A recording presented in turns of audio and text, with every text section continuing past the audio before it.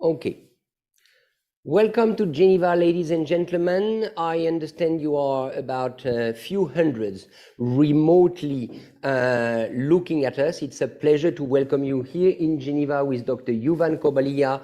We are broadcasting live from DiploFoundation headquarters, located in Geneva. I must say, snowy Geneva today. We don't have snow at the moment, but if you would be able to look by the window, you would see snow in the garden.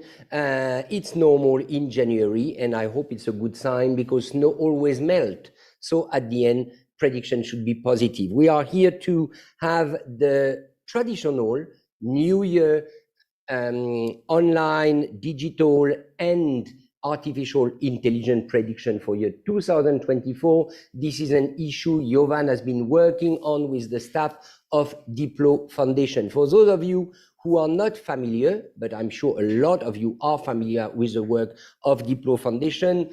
DiploFoundation and Geneva Internet Platform, based in Geneva, regularly produce reports, analysis, and reviews on the critical question of digital governance, and especially the impact of artificial intelligence, not only on our daily lives, but also on international organization based in Geneva, but also on geopolitics.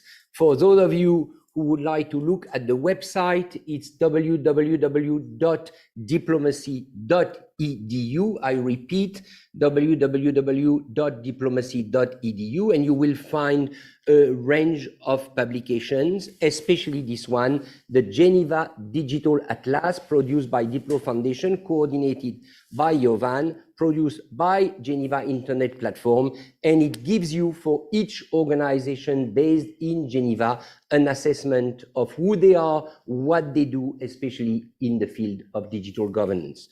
Jovan, thank you for being with us. As I said, I'm going to introduce myself. I am Richard Goerli. I am the international correspondent for Blick newspaper here in Switzerland, but also an associate fellow on European affairs with DiploFoundation. Jovan, you've been doing this exercise normally every January. Every January you come with your prediction. You are not yet the Nostradamus of artificial intelligence, because what you have to tell us is more concrete and more fact-based. So my first question, as you've been working on that, do you believe that 2024, the year that we have just started, will be crucial and important in the field of artificial intelligence? Thank you, Richard. It's really great to have this discussion today. And one thing which we have learned by doing predictions last 14 years is that we often think that this year is decisive year.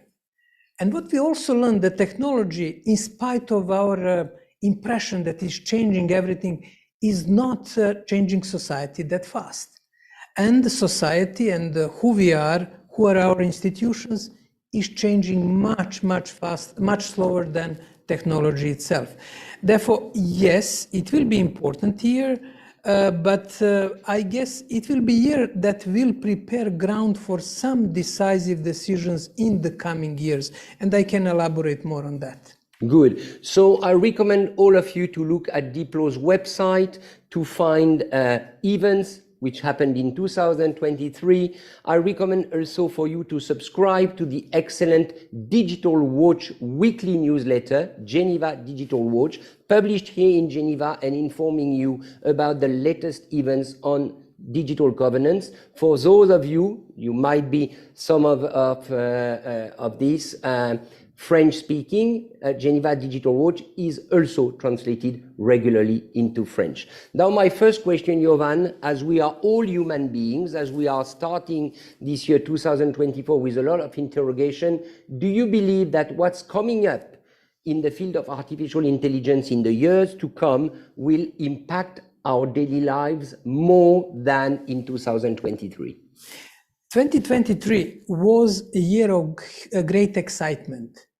1 year ago, ChatGPT, a bit more in November, came, and we were really excited. They started writing poems for students, seminar papers, for diplomats, reports from the meetings, and other things. I think that excitement started slowing down towards the end of the year. And we finish year with some sort of autumn of clarity. EU AI Act, UN, people started asking questions, what is the real impact? And I said that, I think that tide of clarity, which started around October, will continue in 2024. Therefore, we will start asking the questions. How does AI impact our daily routines? From, well, your journalistic work of diplomats who are here with us in Geneva, students, ordinary citizens, that will be the main focus. I would say steady growth, more clarity, and more answers to the question, what is the direct and immediate impact on us, both in negative and positive ways? One thing is for sure that DiploFoundation life has already been affected by AI. First of all, because DiploFoundation is now offering courses, AI and diplomacy, AI and communication. So in different fields, please think of what DiploFoundation can bring. And secondly, I understand, and it's not a secret, DiploFoundation has its own AI engine. It has worked. It has its own artificial intelligence lab. So I would say, were you yourself, as you are following these issues and developments, surprised by ChatGPT, by the achievement of ChatGPT, by what happened in 2023? What did happen which was not expected? Well, we are not surprised, since we have been developing systems since 1992. Rule-based AI models, and this probability-based AI models like ChatGPT or OpenAI came in the last few years, and we have in 2019 basically model which, if we had the computing power, I wouldn't say we would have created OpenAI, but something quite powerful. Therefore, there are no major surprises. What we do at Diplo, and it's extremely important, we want to walk the talk. There are a lot of talks today about AI, extinction risks, neural networks, but we look under the bonnet and we see how AI functions. This is crucial. And for example, our session today will be reported immediately by Diplo's AI.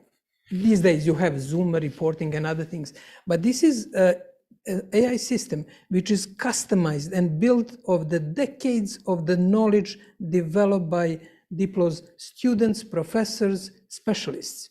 Therefore, this is the key. And I think that would be crucial for 2024. We reduce a bit of talks. There is inflated level of talks, and look under the bonnet and try to touch what exactly artificial intelligence is. My understanding is that 2023 was an important year in terms of regulation. I'm especially thinking of what happened in Brussels, in the EU, with the new regulation that the European Union was able to put in place. We are here broadcasting from Geneva. Switzerland is not a member country of the European Union, but our neighbors are all from the European Union. Now, can you tell us a bit, did the EU in 2023 manage to become a game changer, and will it be in 2024? I think so. I think that Brussels effect will continue in 2024 and beyond. Brussels effect is well known, built around GDPR or data protection regulation, which was then copied all over the world. There are a few reasons. One is that EU AI Act, which is drafted together with the Council of Europe AI regulation, brings the realistic balance between different types of risks. You have so-called extinction risks, that AI will destroy us as a humanity or rule us. You have existing risk, AI affecting us today, misinformation, disinformation, framing of the job applications. And I always add one risk which is completely ignored, which is exclusivity risk. And for me, it is midterm risk, but quite dangerous. Can you elaborate on that? Big companies basically collecting huge amount of not only data, often is focus of data, but what is more important is knowledge, data put into the context. One thing is that you have just the data that Jovan and Richard are discussing today. The other element is when you have a broader context. Why do we discuss predictions? Therefore, big tech companies are accumulating huge amount of the global knowledge, including our knowledge, including knowledge that will be developed today. Therefore, extinction risk, which dominated discussion in 2023, should be complemented by existing risks, which are happening today, and in particular, exclusion risk. When it comes to the European Union again, because we are broadcasting here from Europe, do you believe 2024 will be a year when maybe collision will take place or confrontation between European Union and the big GAFAM giant, most of them based in the US? Well, that will be, I don't think that there will be collision, but there will be tensions. And in some cases, not only on AI, but also use of social media, content, fiscal issues, which OECD is trying to fix. There are many areas where we don't have yet, as of today, a clear relation between big tech giants and the European Union. Therefore, that will be one of the major issues, not only AI Act, but other issues. And this is what we very often forget today. There is a heavy focus on AI, but we forget other digital issues. We don't see the forest for the trees. And trees are just AI, artificial intelligence. But frankly speaking, today's Zoom is broadcasted thanks to very old protocol TCP/IP, which is protocol behind the internet. You access ChatGPT by using internet. And internet is not as robust as we think. There are vulnerabilities. We can discuss that. Therefore, that will be an important issue, which I think EU has now sufficient political wisdom and experience to bring a bit of balanced discussion, not only AI, but also other issues. Precisely. We have here in the room, we have diplomats, we have observers based in Geneva. So let's proceed to the second part of this presentation and predictions, which is the geopolitics of internet and geopolitics of artificial intelligence.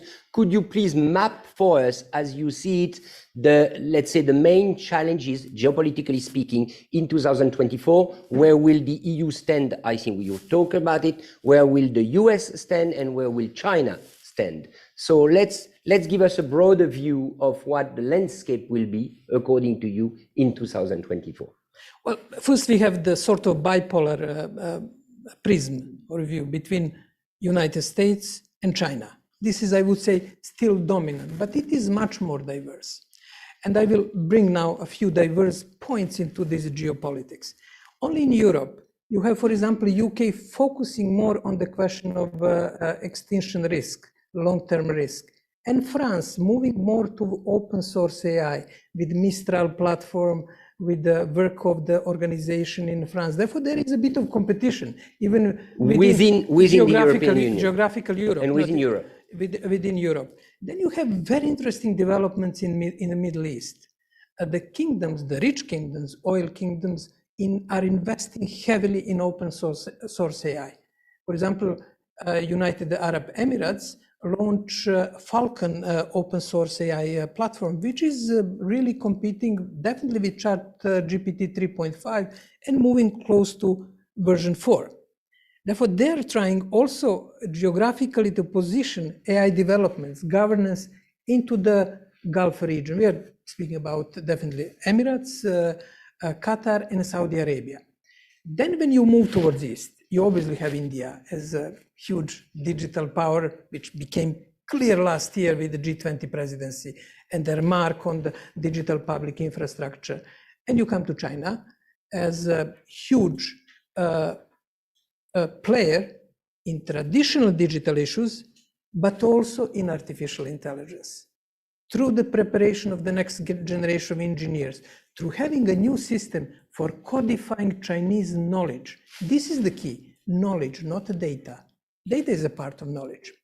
Therefore, currently predominant by bipolar dynamics, but more nuanced in Europe, Middle East, India, and huge battle for computational power. Who is going to have enough microprocessors to process AI models and systems? This is, let's say, fundamental battle that exists. So try to answer to your own question. So who is going to have that power? Who will manage to be ahead in that struggle for microprocessors? Currently, it is basically United States and Western countries have the cutting edge technology when it comes to production of microprocessor of a nanometer, condensing more power on the less space. China came with the surprise of the 7 nanometers processor, which is in the latest Huawei mobile. It wasn't expected. They were thinking that China has technology up to 9 nanometers, and they will come in 3 to 4 years to 7 nanometers. And that surprise happened later in 2023. Therefore, the battle will continue. It's uncertain who is going to win, but companies like NVIDIA, which is producing the graphical processing cards, are in the center of this game with huge orders, let's say, from Emirates, Saudi Arabia, who are building this processing power over there. The short answer is US and Europe, especially US, but also Europe, are in lead. China is close behind, but you have a new actor, especially in the Gulf, which are closing the gap very fast. Geopolitics is always, as you know, the key, and we have an election coming up in a few days, a very important election, which is the election in Taiwan, because we all know the impact that crisis in Taiwan could have, not only on the worldwide trade, but also on the production of microprocessor and parts absolutely necessary for computers.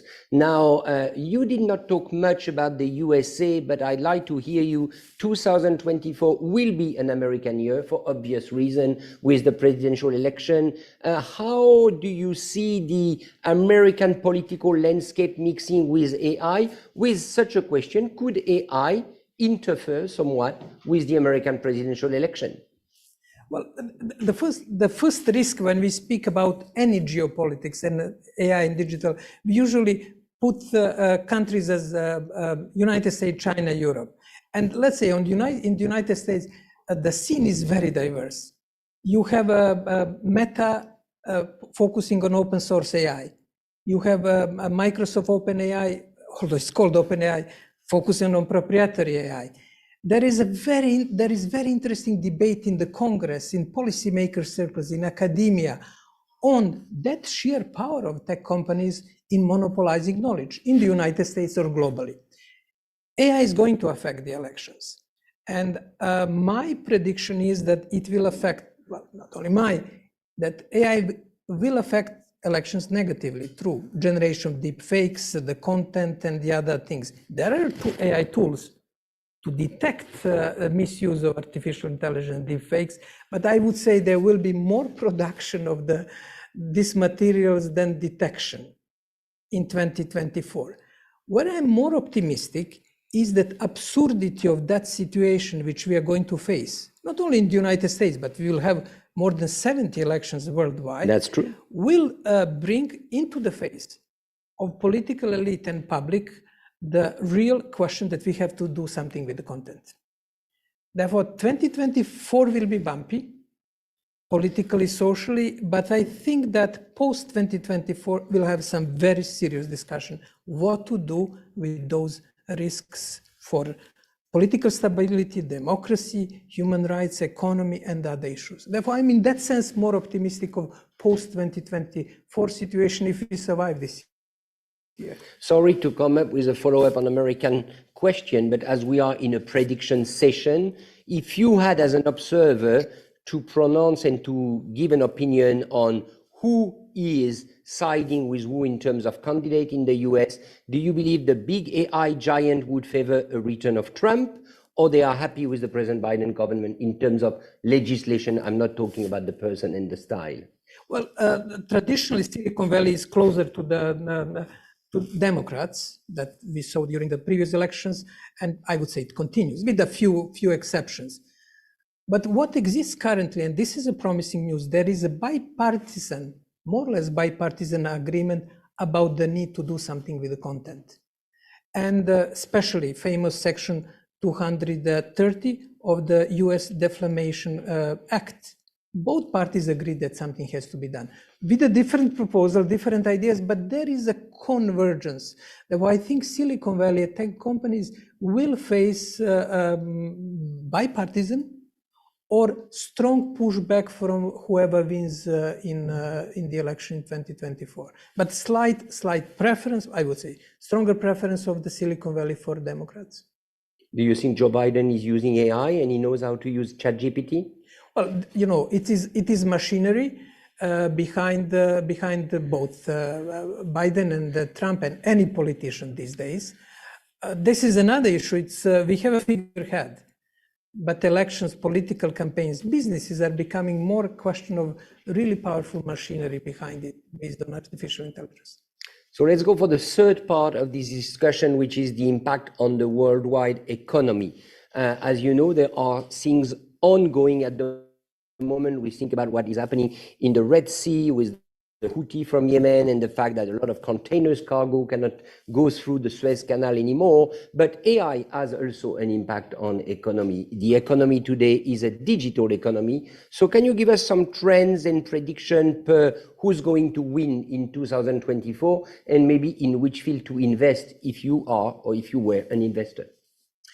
The definite current tide is towards big tech companies. Microsoft shares increased substantively because of ChatGPT, Google, and there is a general increase of shares of tech companies. I expect pushback and more compliance pressure on tech companies, especially coming from Brussels, but not only for Brussels. What basically happened in China 3 or 4 years ago, where there was a strong push for different reasons on tech companies, is starting to lose a bit now. We can expect it a bit more on the global level around AI, risks of AI, around content policy, around taxation in the OECD. Therefore, there will be. I would invest in companies who are the best prepared for the compliance pressure that is going to come ahead of us. This is the first point. Second point, I would invest more into bottom-up AI, smaller companies who are agile and with companies that can adjust fast to the changes, and there are some sort of promising actors in prayers, including Mistral in France and a few other companies in Europe, and probably I would invest more in Europe than in the United States. Tell us a bit more, because I know it's a concept which is dear to your heart, bottom-up AI. I'm not sure you are all familiar with the concept. So let's go into a bit of pedagogy. What is bottom-up AI compared to artificial intelligence, simply? Well, the bottom-up AI is based on simple premise that knowledge that two of us create today in this discussion should somehow belong to us.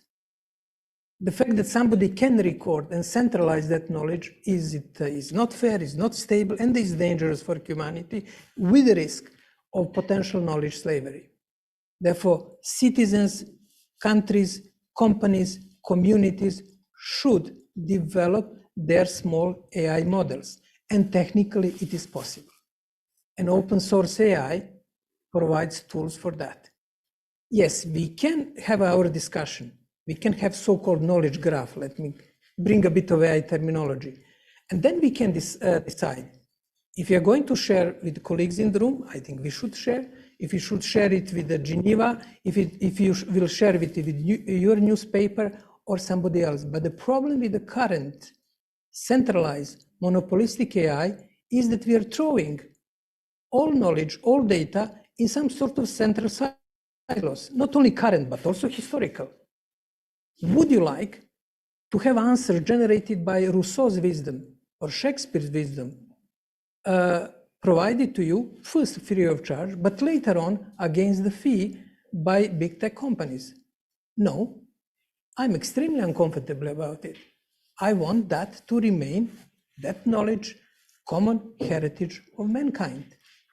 Like I took it through the books and our generation from the previous generation, we should pass it without any corporate attachments to the next generation. This is bottom-up AI, keeping AI and knowledge, not necessarily data, knowledge to people who generate it, who produce it through their interaction.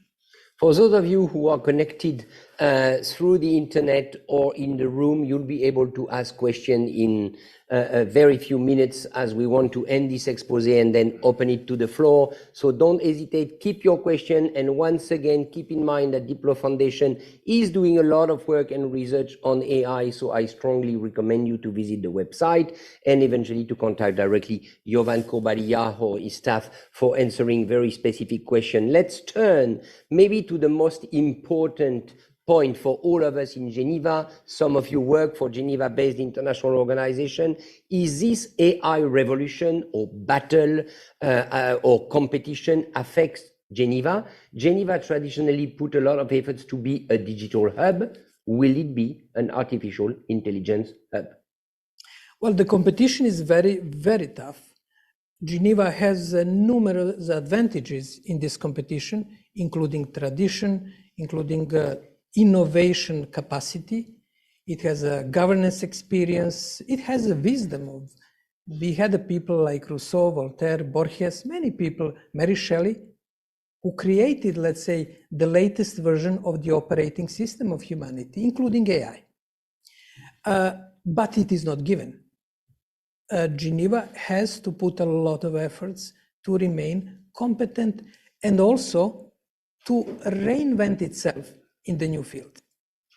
International organizations, let's start with them, WHO, World Trade Organization and other actors, will have AI more and more on their agenda and as a tool for their activities. Let's say reporting, simple thing, which diplomats here in the room and online have to do. From today's events, they don't need to go to their office and to write the report back to capital if it is going to raise any interest back at the capital. They can go in the local cafe, have a chat, meet each other, engage, negotiate, persuade each other, and try to do what is the essence of diplomacy, finding peaceful solution for conflicts.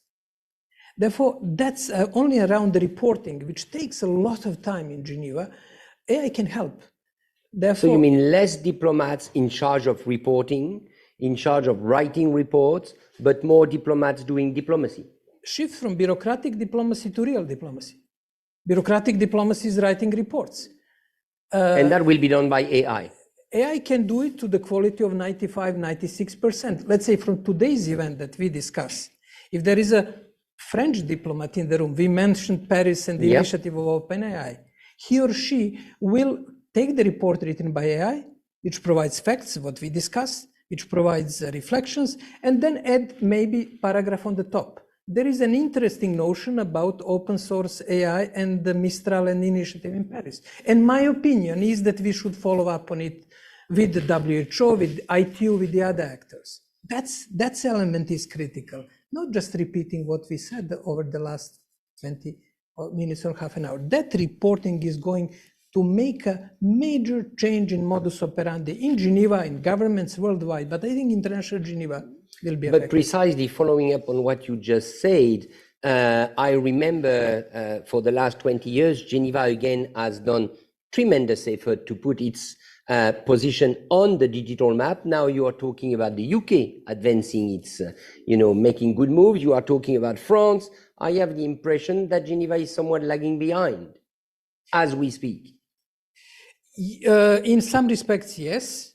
Especially latest moves from the UK and the France, but there are discussions. There are serious discussions, and they're probably in the more Swiss style of having well thought, comprehensive response and then act. While what is happening in the UK and France, there are just much faster reactions. Sometimes not in the good direction, but that's basically the key challenge for International Geneva, how to combine this solid, well-thought, well-considered approach and much faster reaction. Something between having castles, but also tents. We need tents because the current AI era requires flexibility, fast moves, adaptation. In many fields today, unfortunately, especially if we look at the world map, the UN, the United Nations, is in difficulty. Multilateral organizations are in difficulty, mainly because of, the re-emergence of what we call big empire or countries with imperial ambitions. Do you think that, as a paradox, maybe the internet, AI, digital governance is the field where we need more multilateralism, and where these big empires are ready to negotiate probably more on that ground than other grounds? Yes, that's, let's say, optimistic angle on this discussion, because all authorities will face the common question and issues. Whether it is Washington, Brussels, Beijing, Delhi, Bern, it's a question how citizens and communities will adjust to AI. What will be the future of jobs and work? What will be the future of public spaces for discussion? Therefore, that will make some sort of commonality of challenges. Now, that create one element, one ingredients for the future soup that UN or whoever may create. Obviously, geopolitics will be important part, and competition and tensions. But I'm more optimistic that there will be some deal around AI than, let's say, around the social media content control, content policy on other issues. Therefore, there is some hope, because of the nature of challenge, that we may have some more proximity, diplomatic and political proximity. Thank you, Jovan, at least for this first part. We'll have the chance to elaborate on some issues, but I saw some fingers, or I saw some faces, smiling faces, eager to ask questions in front of me now. I'm sure there are questions coming from behind the screen, so I will start by the room. Who wants to ask the first question? Please do so and identify yourself. A microphone is coming from behind. Thank you so much, Jacques Hoffmann from the Luxembourgish Mission. Thank you for the presentation, very interesting. You touched on geopolitics and AI, economy and AI. One domain that hasn't been touched on, I would be interested in your views in, is the use of AI in the military domain, or the lethal autonomous weapons system, or the autonomous weapons system. I'm sure you know there's some efforts underway here of the international community to regulate, prohibit, or not. The discussions were far from a consensus. You said it before, the technological developments are way faster than the institutional multilateral response to it. A certain part of the international community thinks that it's urgent to regulate, prohibit. Some other part of the international community, as a major player, think IHL provisions as they stand, or disarmament provision as they stand, are sufficient. So what are your views on it, on the necessity to regulate it or not, or prohibit and regulate? Thank you. Do we need to regulate? Yes. Can we regulate? Not easily. Will it be regulated soon? No. Those are my short answer. And let me just elaborate on this. It won't be regulated because AI is not one thing. AI is now integrated into weaponry systems, into drones, into other tools. Therefore, it became more intertwined in different types of military and military operation. We are seeing it from Ukraine-Russia war. We are seeing it from Gaza war. That integration into activities. Therefore, when the law started negotiating 6-7 years ago, it was one thing. AI as, should we use AI military? And then people had more philosophical discussions. But now I think we are beyond the point of regulating it, and I'm pessimistic that there will be some real arrangement beyond the regular UN resolution, which was adopted again in December. Second question. Maybe you have a comment on it or not? You want to make a comment? I mean, yeah, they're like that. Hold on for the microphone. Yes, so the discussions are very philosophical now, and not the concept of meaningful human control still has to be decided. Can an algorithm decide on target acquisition? Yeah. In a different area? What is it based on? Bias in target acquisition. And then there's the other side of the question, defensive weapons, should they be regulated? Yes, no, that react only instead of proactively acquiring a target. So, I mean, I pretty much agree with you that we won't be able to reach any agreement on what should be regulated, what can be regulated. There's also target propositions of like target suggestions of AI that we've seen recently. So let me add probably a bit of open door, let's say slightly open door for solution, is to use the logic which I would say EU AI Act used. And it is the logic, let's say, what are the existing laws? What are the existing regulation in the Hague Convention corpus or Geneva Convention humanitarian corpus, and see what we can apply. It won't be easy. There are already discussions on applying humanitarian law and other things, but probably this is the way that EU AI Act used in regulating AI and asking the question, what are consumer protection regulation? What are data protection that we can use on the towards the AI? That would be probably slight possibility. I don't have illusion that it will work, but I would probably invest time in that direction. Sir, there was a second question in the room, then we'll go for the online public, and we'll come back to the room. Yeah, thank you very much. My name is Akindiji from the Permanent Bureau of Nigeria. Yes, I'll be interested in hearing some more predictions about Africa, how Africa will fare in 2024, and more importantly, sticking to your approach on bottom-up artificial intelligence. I would like to ask if you would be in support of an international regulation or instrument that would allow access to data, because we know that copyright law doesn't happen uniformly in the world. And there's some countries, especially within Africa, that might not have the necessary instrument to access data.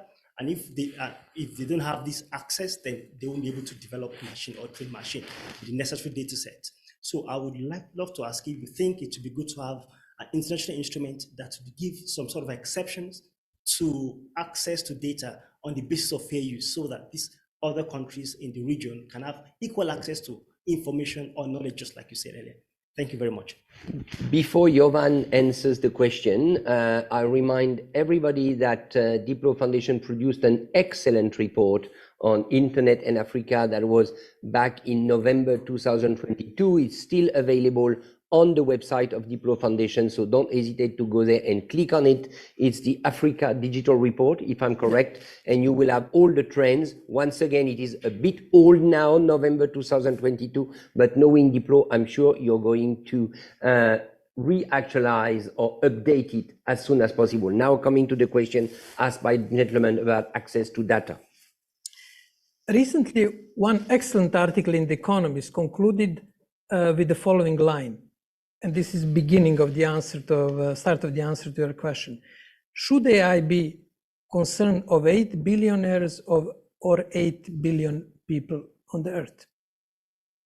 Therefore, Africa's dilemma is dilemma that many countries have in Europe in different respects, because the model is the same. It's collecting the data and knowledge for development of the huge AI models. Whether you sit in Geneva or whether you sit in Lagos, the model is the same.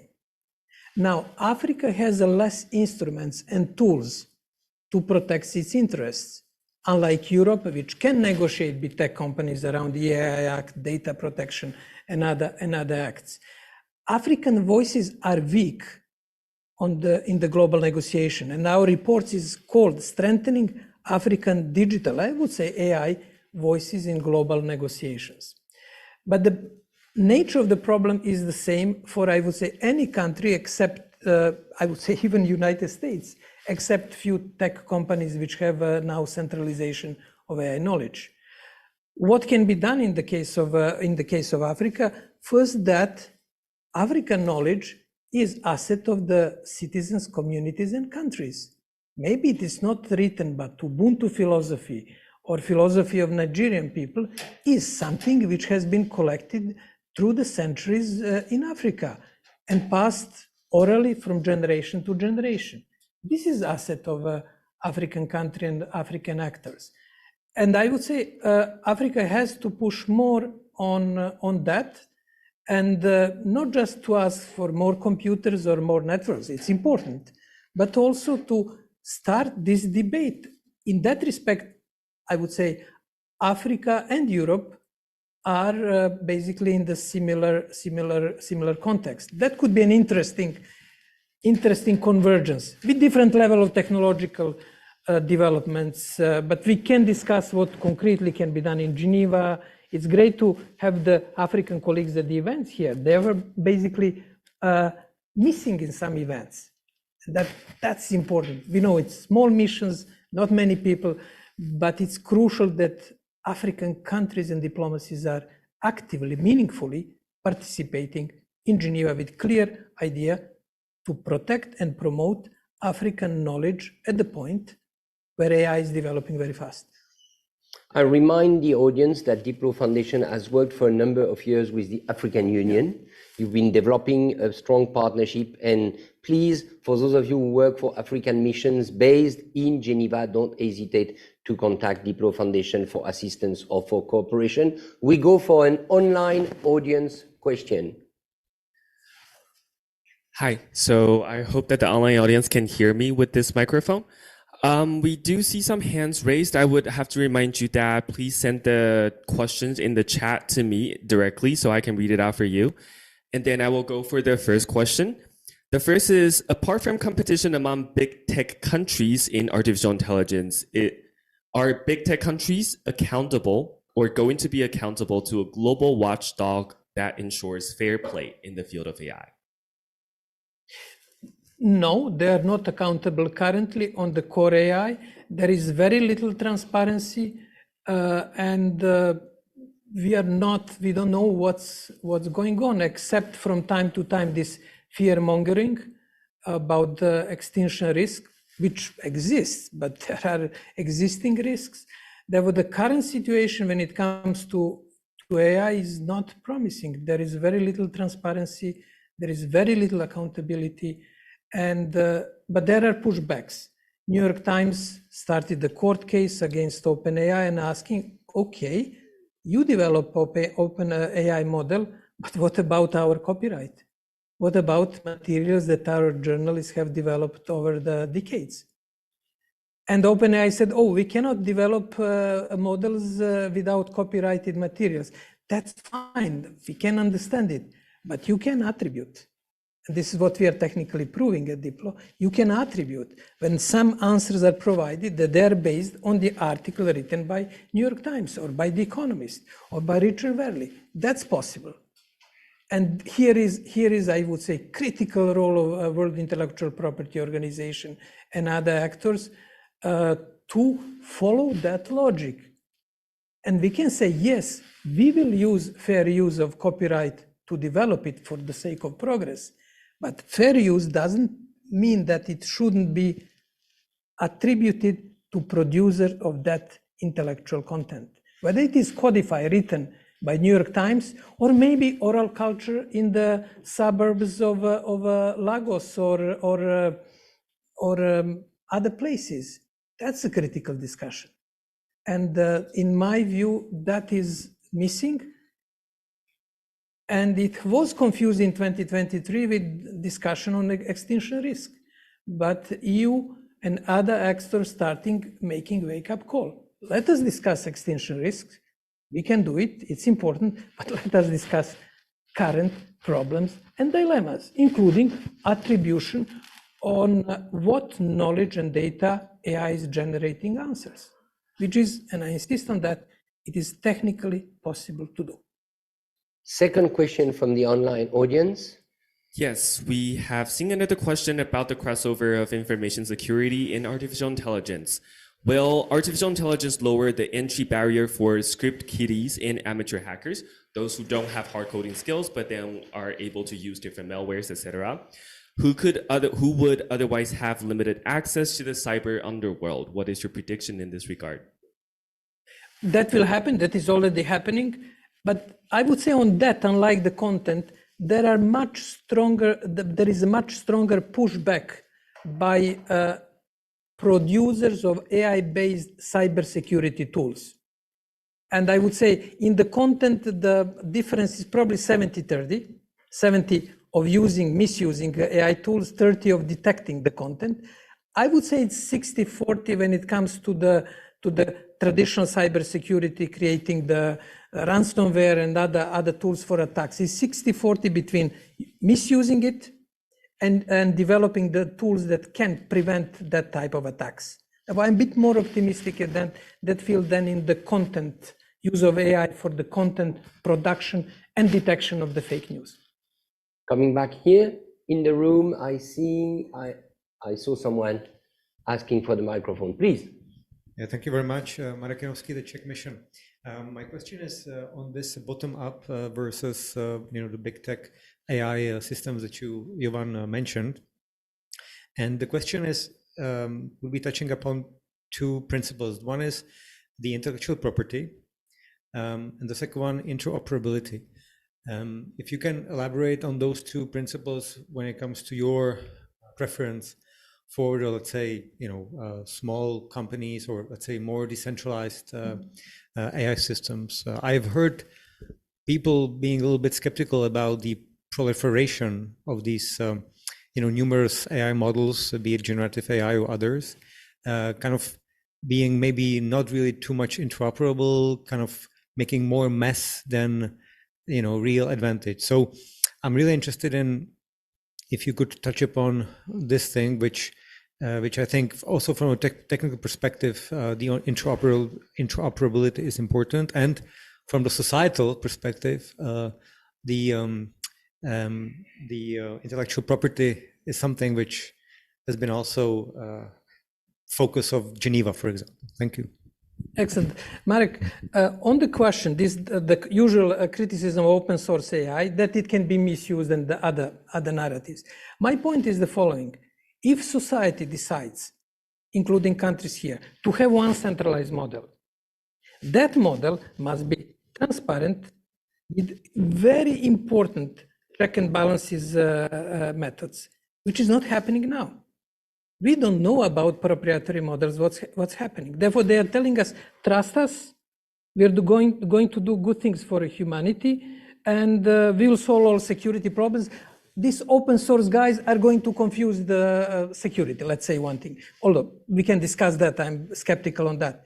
But even if we decide to have one or two models, three models, which I would say, that has to be done with utmost transparency, accountability. Otherwise, we are creating knowledge slavery, which is very dangerous. That's the first point. Second point is interoperability. It is a huge problem, and it will come to the point which we are still trying to solve, for example, with the Digital Services Act of the European Union. Can I move from the Facebook to some other platform, Instagram, and carrying with me? You can even download data, but it's not a question. The question is, can I move with all of my connections that I keep connecting to Marek, to Richard, if I move from one platform to the other? It's not possible even today. There will be pressure from the Digital Service Act that to change. One issue where we can prevent confusion around the interoperability of AI is a question of weights. One is intellectual property, right? But one question is the question of the weight. And let me just bring this book. It's heavy. It's really weight. It's almost 1.5 kilos. If I develop AI model for digital in Geneva, I can say I want to put heavy weight on this book, AI weight, or I would put a heavy weight on between page 20 and 25. This is, I'm telling AI system, when you create answer tomorrow, what should be done on digitalization in Geneva? Your first source is this book. Then go to the articles and analysis. That question of weight is basically behind ChatGPT and other systems. What do you basically give the weight to what source? Is it UN Charter? Is it Human Rights Declaration? What documents? Now, we can technically create a system of interoperability of the weights. Therefore, if Diplo develop weights for digital Geneva, and some other actor wants to develop something on digital New York and wants to compare, there should be system, and technically it's possible, but big players are not allowing that. to share the weights. Therefore, the future of interoperability around AI will be on so-called weights, or what you prefer and what you basically prioritize when you start operating big systems, like this book for Digital Geneva. Thank you, Richard. We'll take 2 more questions. We decided to keep it for a 1-hour format. So 2 more questions, 1 online and 1 in situ in the room. So online, you have 1 more question for us? Yes, we do. We have quite a few, and then online conversations are very interactive. You just pick up 1 or maybe pick up 2. Will there be any more questions here in the room? No, it seems that the 2 remaining questions will be from the online audience. Okay, so one of the first questions that I saw from the chat was people were wondering if the sharp focus on artificial intelligence is at the expense of other issues, and is this being created deliberately, or are humans just, I assume we refer to humans, are humans just one-track thinkers? And yes. It is a huge problem that we don't see, as I said, digital forest for the AI trees. And it's going to be a major problem, because AI dominates a limited bandwidth of policy, diplomatic, academic communities. Let's be very clear.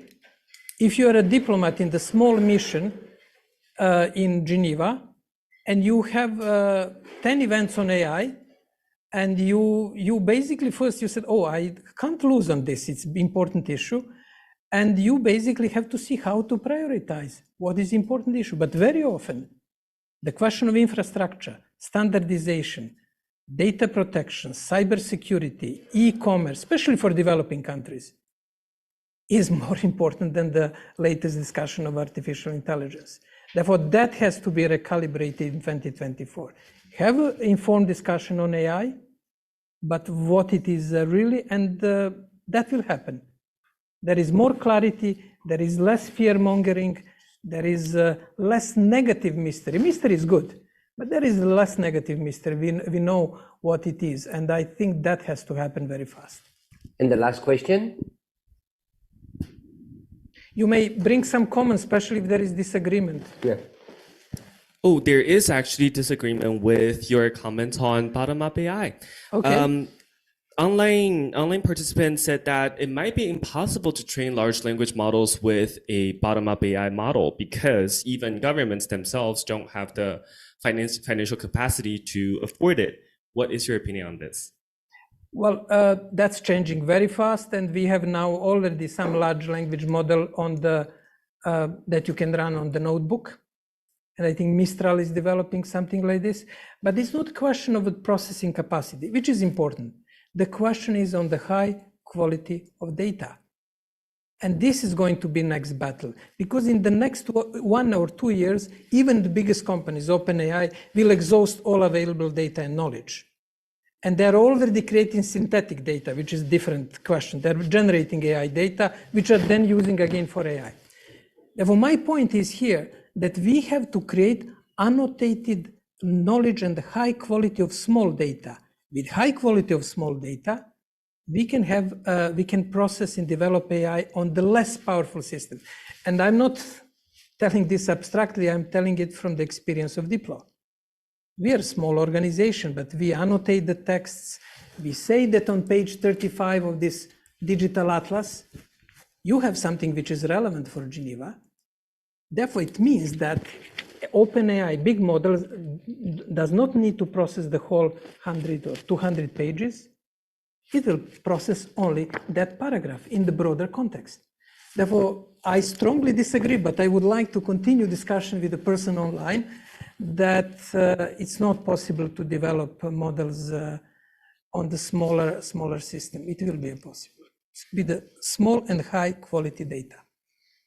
Thank you very much, Dr. Jovan Kurbalija. We are ending here the session on AI and digital predictions for 2024 from DiploFoundation here in Geneva. Our website is diplomacy.edu. And let me remind you of the fact that 2024 will be a year of the three C, as I understand. C for compromise, because there is a possibility of compromise, mainly you say, with the UN organization, because big companies at some point and countries need to get together because they face the common challenges. So the good news is the year of compromise, but the second C is the C for confrontations. And confrontations will continue either between countries or between companies, because they are still looking for the gold mine of AI.